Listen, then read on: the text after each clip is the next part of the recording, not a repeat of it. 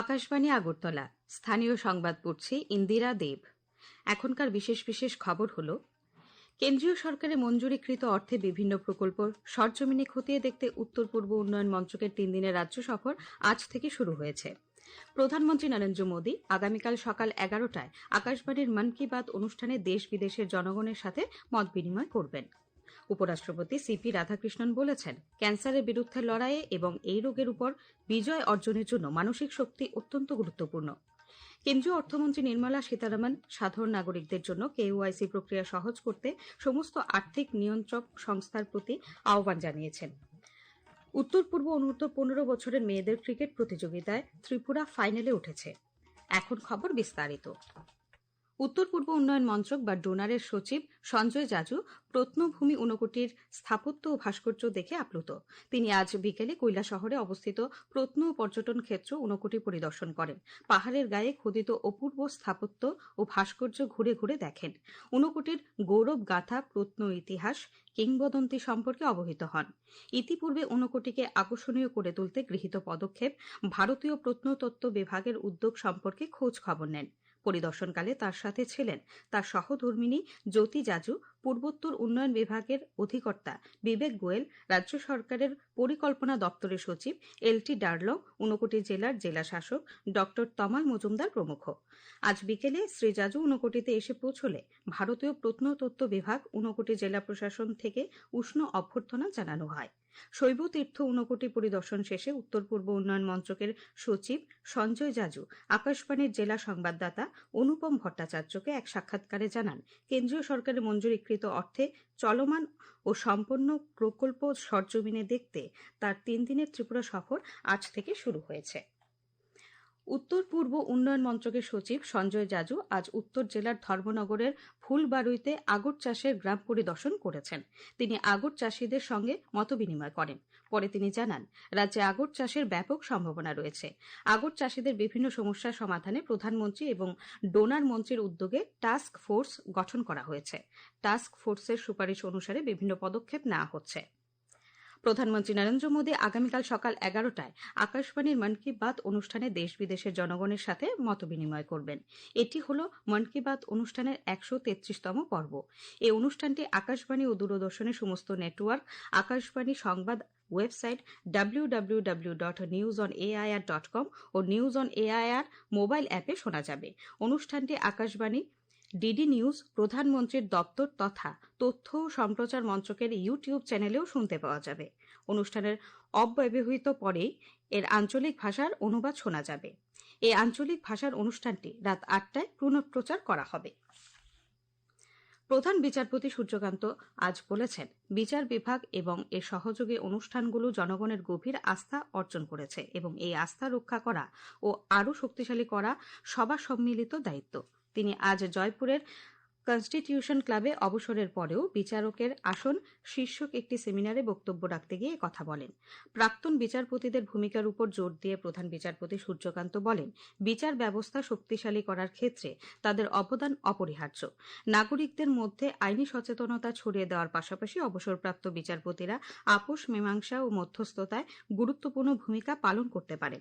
তিনি বিচার বিভাগ এবং এর সহযোগী সংস্থা, যার মধ্যে ন্যাশনাল লিগ্যাল সার্ভিসেস অথরিটি এবং স্টেট লিগ্যাল সার্ভিসেস অথরিটি অন্তর্ভুক্ত, তাদের আরও সক্রিয়ভাবে এবং বৃহত্তর সচেতনতার সঙ্গে কাজ করার জন্য প্রধান বিচারপতি আহ্বান জানান। আকাশবাণী প্রসার ভারতী মাইগভের সহযোগিতায় দেশজুড়ে নাগরিকদের আকাশবাণী @90 ভারতের নতুন ছন্দ এই থিমের উপর একটি সিগনেচার টিউন তৈরির প্রতিযোগিতায় অংশগ্রহণের জন্য আমন্ত্রণ জানিয়েছে। এর উদ্দেশ্য হল আকাশবাণীর নির্দিষ্ট অনুষ্ঠানগুলির জন্য এমন আইকনিক যন্ত্রসঙ্গীতের থিম বা জিঙ্গেল তৈরি করা, যা 90 বছরের ঐতিহ্যকে সম্মান জানানোর পাশাপাশি আজকের শ্রোতাদের মনেও সাড়া পড়বে। উপরাষ্ট্রপতি সিপি রাধাকৃষ্ণন বলেছেন, ক্যান্সারের বিরুদ্ধে লড়াইয়ে এবং এই রোগের উপর বিজয় অর্জনের জন্য মানসিক শক্তি অত্যন্ত গুরুত্বপূর্ণ।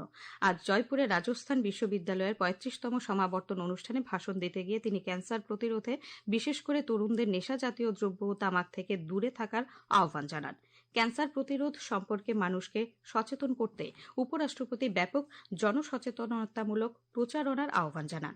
তিনি উল্লেখ করেন, কেমোথেরাপি একটি কঠিন চিকিৎসা হলেও ট্যাবলেট ভিত্তিক থেরাপির সাম্প্রতিক চিকিৎসা অগ্রগতি একটি উৎসাহব্যঞ্জক ঘটনা। প্রধানমন্ত্রী জন আরোগ্য যোজনার কথা উল্লেখ করে তিনি বলেন, এই উদ্যোগের অধীনে এখন ক্যান্সারের সম্পূর্ণ চিকিৎসার সুযোগ পাওয়া যাচ্ছে। এই অনুষ্ঠানে রাজস্থানের রাজ্যপাল হরিভাউ বাগদে সফল যক্ষ্মা নির্মূল অভিযানের মতো একটি নিবেদিত ক্যান্সার মুক্ত রাজস্থান অভিযানের প্রয়োজনীয়তার উপর জোর দেন।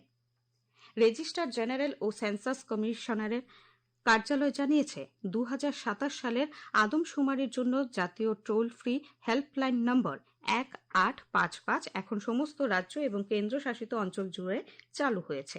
এটি আঞ্চলিক ভাষা ও ইংরেজিতে বাড়ির তালিকা তৈরি ও গৃহ গণনা সংক্রান্ত নির্দেশনা প্রদান করে। এই পরিষেবার লক্ষ্য হল অংশগ্রহণকে সহজ করা, স্বচ্ছতা নিশ্চিত করা এবং এই গুরুত্বপূর্ণ জাতীয় কার্যক্রমে নাগরিকদের কার্যকরভাবে অবদান রাখতে সহায়তা করা।